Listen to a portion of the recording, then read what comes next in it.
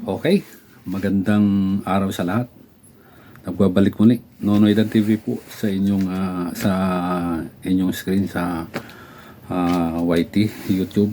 Paki-suporta naman po. So, balik tayo. Hanggat mayroong nakikitang hindi maayos, hindi maganda yung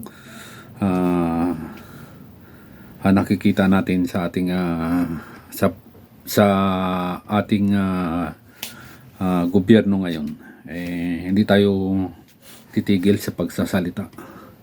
Alam mo, ang ating gobyerno ngayon nasa tamang direksyon. Lahat ng kanilang mga proyekto ay para talaga sa tao, para sa mamayang Pilipino. Nakita nyo ba yung Marikina Dam? Yung Marikina dyan, yung ginagawang flood control project ng Marikina ngayon, na ang nakakontrata ay mga Hapon, mga Japanese contractor yan. Gaganda, ang taas, pulido ang pagkakagawa, santambak ang bakal, at tama ang simento, sobra pa. So, talaga hindi kasi ibang dayuhan ang gumagawa. So walang talagang susundin nila yung kung ano yung nandoon sa kontrata. Walang ibubulsa. Pero kung yung mga kontraktor lang na umaali-aligid dyan sa DPWH, nako, delikado. Sigurado. Sobra sa kalati, 1/3 lang ang nasa proyekto, 1/3 ang nasa bulsa. Kapanahunan ni Digongyo yan. Kasi doon kay Digongyo nagsimula. Alam ni Digongyo yan na maraming ghost project. Siya na rin mismo ang nagsabi na itong mga sa DPWH, mga ang korupsyon dyan, lantaran at not makarami. Dahil bukod pa doon, kasi yung mga korupsyon nabubulsa lang daw at maraming ghost project. Alam niya. So sa kanya pala yon nagsimula. Siya ang nagbigay ng go signal noon, si Duterte. Yung si Duterte yung nakulong doon sa Hague na nagkaigit-igit na. Yung putang inang yun, pahirap yun sa bayan. Walang ginawa yun. Bumagsak naman ngayon sa Ilocos yung kanyang ginawang tulay na 100 million daw kuno yun. 100 million puro kahoy. Di bumagsak. Hindi konkreto kahoy. So ito namang mga ang lakas ng ang lakas ng pagkakasalita nila, mga bayad, mga Marcos, mga bayad daw.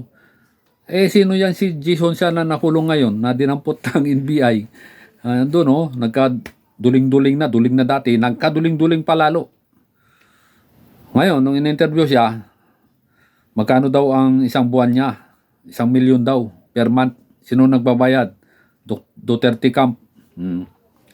So nagsalita na. So ibig sabihin ay talagang yung ating buwis ipinangbabayad lang para sa pagpapabango ng pangalan ng mga Duterte, na mga kulikba, yung mga lahat ng kalukuhan, katarantaduhan ng korupsyon dito sa Pilipinas, Duterte.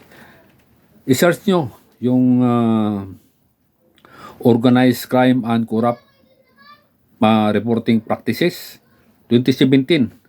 After ni Maduro doon yung presidente ng Venezuela, yung inatake ng Amerika dahil corrupt at gumun sa druga yung mga tao. Katakot-takot yung drugs doon. Diba?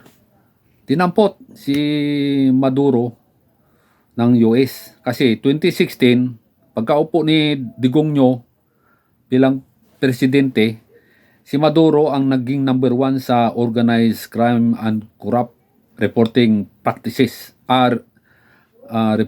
OCCRP, Reporting Practices sa buong mundo. Naging pinaka-corrupt na leader yan sa buong mundo. 2016.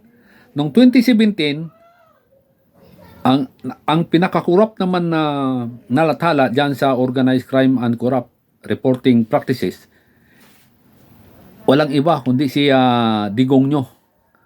Si Digong Nyo, siya ang naging ano niyan. Siya ang number one ng Pilipinas sa pinakakurap 2017. Dahil diyan nakuha ni Digong Nyo ang titulo. Umutang ba naman ng 12.79 trillion ang utang na ngayon, kasi umutang siya ng 6.7 na trillion. At yung mga project niya puro ghost project. Itong mga tarantadong mga suporta kay Duterte, may pa Sara Duterte riders pa kuno sila na pinapaano ngayon. Mga basta pira-pira doon ng mga ano. Ito sila Banat Bay, may bayad diyan. Sure ball. At ito ito pa. Yung sino to? Si Jason siya na dokling dati. Pinalaya na daw. May chance daw na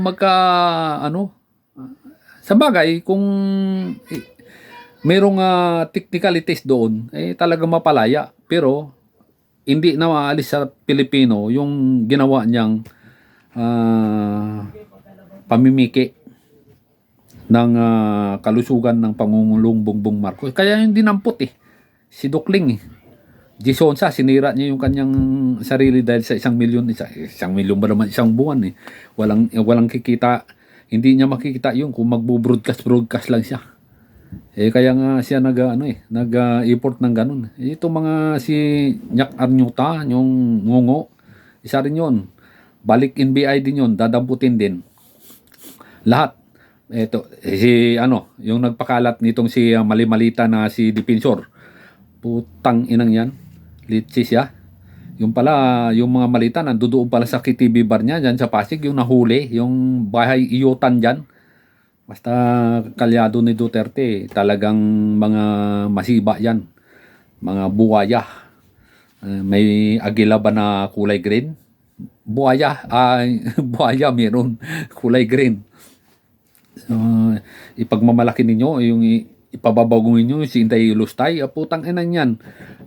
Sasabihin nyo, bakit maliit lang yung 488 million? Maliit yon, yung kalahating bilyon.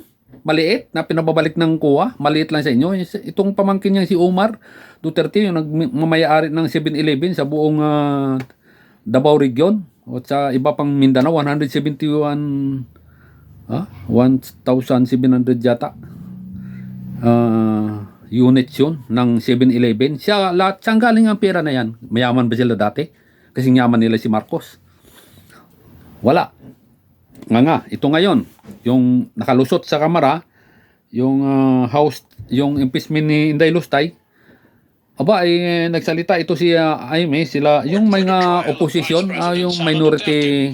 Senator Amy Marcos claims members of the House and Senate are being coerced into supporting the Vice President's impeachment. More details from RG Cruz.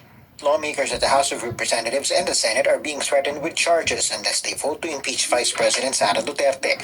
A successful impeachment would mean Duterte would be removed from office and banned from government for life.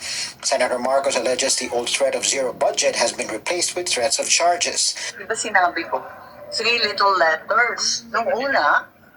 Di ba sinabi ko, 3 little letters kasi ang ginagawa nila nung una, FLR, for later release. Ibig sabihin, itetenga yung kanilang mga project. Ngayon, nasanay na sa hirap at hirap pa rin na talagang walang mga project, walang lumalabas. Ngayon, yung 3 little letters daw, OMB, kakasuhan daw kayo. Ano ba ito, nananakot? Pagbihira naman. Pag hindi sila bumoto sa baba. May balitang ganyan, pati dito sa ikaw. Minority Senator Robin Padilla meanwhile says they will oppose the impeachment. Di ba ang papel naman ng minority to oppose?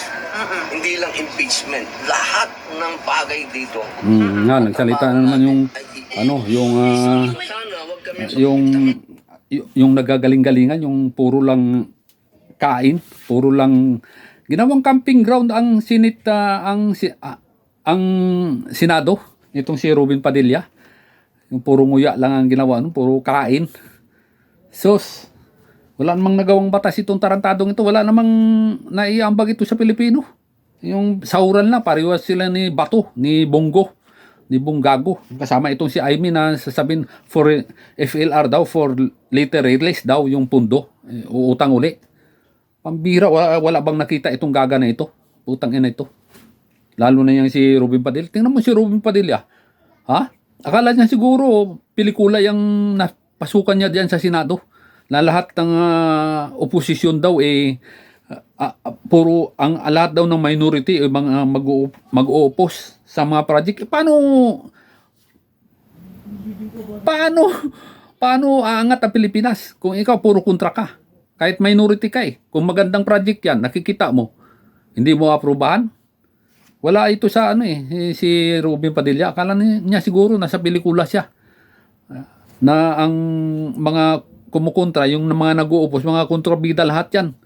Walang mabuting lahat kukontrahin kasi kontrabida sa pelikula, dito sa Senado, batas ang gagawin mo. Pag makita mo yung proyekto, nabasa mo lahat, nandyan lahat yung details, ano gagawin mo? Kukontrahin mo? Para pala yun sa mga kababayan mo, hindi mo aksyonan. Hindi ka makikiayon. Kasi nga, posisyon ka o minority ka.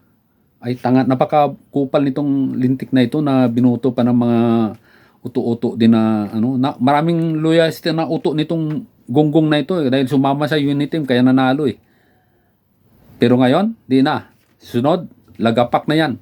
Tapos sasabihin ninyo si Sara angat. Nako, ayun si Sara wala rito sa Pilipinas, nandoon sa ibang bansa. Ang si Lustay, siya ang merong usapin ng korupsyon. Ang mga nagko-comment bakit si Marcos hindi putrakis na nakita kong mga proyekto ni Marcos, ang dami. Mga tulay, mga classroom, gagawa pa ng pangalawang PGH na ilalagay dyan sa Carmona, Cavite. 200 beds yan. Abangan ninyo bago matapos ang kanyang termino. Okay, hanggang dito na lang mga ka-TV. Suportahan nyo ako sa aking YouTube channel. Salamat.